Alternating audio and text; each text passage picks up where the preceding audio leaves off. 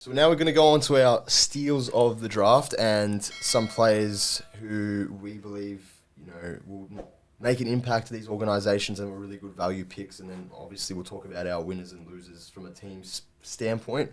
Marcus, who are some of the players you liked in this draft that sort of maybe slid down or, arguably are very good value picks? Okay, so a couple value picks.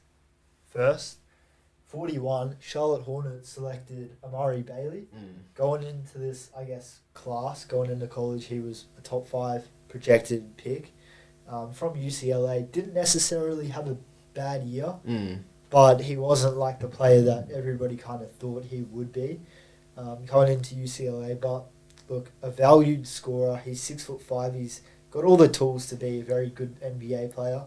I don't know if he'll ever reach superstardom. I don't think he will. But with that being said, if he can somehow learn to find a role in this league, I think he's a valuable asset that, the Hornets could use. And they love to develop guys in the G League. And it hasn't really seemed to pay off. But I feel like a guy like Amari Bailey, it would.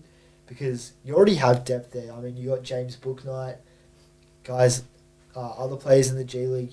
Bryce McGowan's is another guard who's very valued over there, and he's showed a lot of upside. Kai Jones even, who was like a lottery pick, playing the G League. So he's going to have to fight for everything he gets, but at the same time, I think he's good enough to where eventually he could reach their roster, even the back end. And then another pick, couple picks later, 43, the Portland Trailblazers select Rian Rupert from the New Zealand Breakers in the Australia's NBL. I had the pleasure to watch this kid a couple times in the NBL, and one of the games he really struggled, but the other game he actually played really well, and I really like him as a prospect. Yeah, he's like a your typical French tall point guard, probably not as good as Koulibaly at the moment, but coming into this draft he was a projected lottery pick, and the reason why is because he's a gifted playmaker at his size. He could maybe reach the point where he's a point guard, but as of now I don't think he comes into the league and he's taking the ball up the court and making plays for his teammates, and he needs to get stronger for sure. He needs to, be a better finisher to really be successful in the NBA, but with all the upside there, he's a defensive unit already, I think, and all he has to do is just sharpen his tools with being a playmaker, develop a three ball, which he's already he's getting better at already in the NBL. And then besides that, he needs to be more ferocious when attacking, and he'll be fine. Yeah, for so sure. Those two are my main ones, and then I couldn't tell you what pick it was. I'll take a look now. 44. Was it G.G. Jackson? Yeah, G.G. Jackson as well. Oh, no, 45. He went 45 to the Grizzlies. There's someone else though who, we have to talk about. I feel like in the second round, 49 was originally ranked number 1 in his class. Armani Bates. How can we not talk about him? He had a very troublesome freshman year at Memphis. Yeah. But he turned it around at Eastern Michigan. He had a pretty good year. They weren't a good team by any means, but he put up around 20 points per game. Efficient shooting splits as well. Showed that he can be a flash of what his former self was. Yeah. And if he's just a flash, I think he can be impactful to NBA teams for sure. He needs it in his hands to score, but then at the same time, he's such a gifted scorer. You can't deny it. He's looked like an NBA-ready player since high school days, since his junior year. So, who knows? Hopefully, Imani has a long NBA career. I don't know if he'll ever be like that All-Star we thought he would, but he could be a very valuable asset for years to come. I think, people forget that Imani Bates was ranked, so he won the Gatorade National Player of the Year as a sophomore. Jeez. So as a year 10, so same situation as Cameron Boozer, Carlos's son. He won it in his sophomore year. So again, he's got very good credentials. It doesn't really happen that often where a guy that age is touted as the best player in the nation, regardless of class. So at pick 49, you're getting a steal, Cavs fans, and I think he could be very useful. you reckon he plays in the G League? Yeah, for sure. Yeah. He'll play with Sharif Cooper, probably Yeah. for the Cleveland Cannons, or that's their G League. Yeah, Canton. Yeah, something like that. Yeah. But I think he'll be killing in the G League. Like, it's just about, for Imani, can he be in the NBA and can he adjust to playing a role? He's been the superstar his whole life, since high school days, even college days. He kind of refused to take a back seat and just let other people get theirs. Yeah. He's like, yeah, if I'm not starting, like, it's the story of his career. He kind of transferred because of it. Yeah. I know he's a young kid at the time, but he's not going to have the keys anymore. Like, he needs to learn what is your role? How can you impact winning? And that's probably being a catch and shoot player and a facilitator coming off the bench, I think. Yeah, a lot of that had to do with his dad, because his dad was very heavily involved in his career, so he wanted to obviously nurture everything and revolve everything around Imani in terms of the offense, you know, him being the star player, etc. So maybe when he did get to Memphis and realised there was all these other highly touted recruits there, and he struggled a bit to adapt to that, and I think maybe he was very young too. Yeah, I think that probably was a mistake as well for him going to Memphis at 17 years old. Like, he moved up a class, and he's still only 19, and he's played 2 years of college. Like, it's 18 or something, just turned 19, so he's very young. And again, he's still very raw, but I think you've seen what he did at the Combine, impressed there, and hence probably what got him drafted again. Yeah. You look at it, could he have gone higher at some points had he not had all those mishaps, like you mentioned? Yeah. Any other steals? G.G. Jackson. Yeah. What was he, 43, 45? 45 to the Grizzlies. Yeah, another guy, like, you know, typical big guard, he's guard-like, and he's, what am I saying? He's 6'10" and he's like a guard. So, yeah, I mean, he has all the tools to be a very solid NBA player. It's just, once again, how could he find his role in the league? What's he going to bring to a franchise? Is he going to be a phenomenal rebounder? He's athletically gifted, so he should be a solid defender in the league. But he's not at South Carolina anymore. He's in the NBA. He's in the big league. So can he fight for a role, whether that's blocking shots, rebounding, shoot the ball when you're open, but at the same time, he's not going to be that shot creator he was in college. And it's all about winning now. Like, that's it.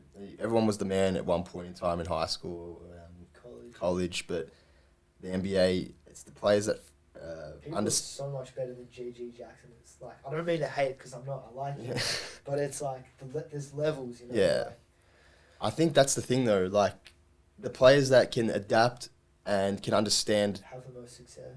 Understand that they're happy to play their role until they get theirs eventually, you know, or they prove otherwise that they do belong as like the star player on that team. Yeah. Those guys have the longevity in their careers. Yeah. The ones that come in and try to like be the star player, even though or take 15 shots in a game when it's probably not warranted, they're the ones that will find themselves out of the league very quickly and playing overseas in Europe, etc. Kuzma.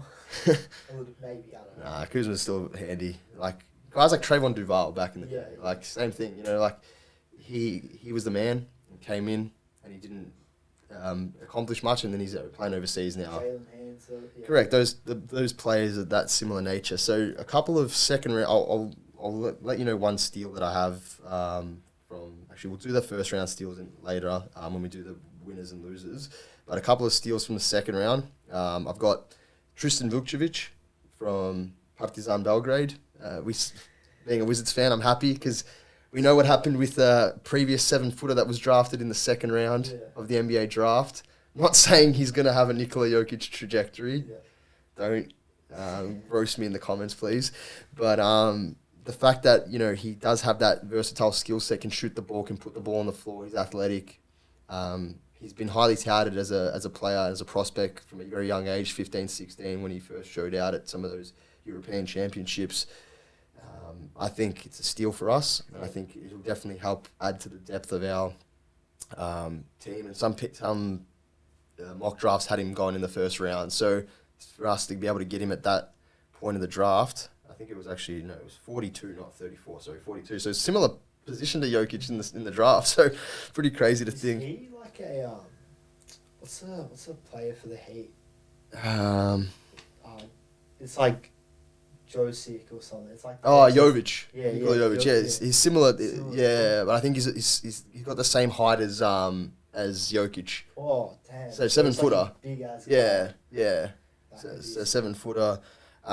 Couple of other guys that I'm looking here and seeing that I think were absolute steals were Trace Jackson Davis to the Warriors. We drafted him, but obviously we traded that second round pick in the process when we had the trade for Bilal Coulibaly. So he's now been traded to the Warriors. Actually, no, sorry. That was the trade involving Chris Paul. But yeah, he was at one point looked at as a top 30 prospect in this draft. Some mocks had him going at 28. So for them to get him at 57 to the Warriors, and again in that organization, we know what kind of player development they do have. I think that's a steal at that spot. And one other player that I've got here is Leonard Miller. So he was drafted by the Spurs, but he's been reportedly traded to the Timberwolves. So a guy like Leonard Miller, yeah. What for? Doesn't say. I'll have a look and see what it says here.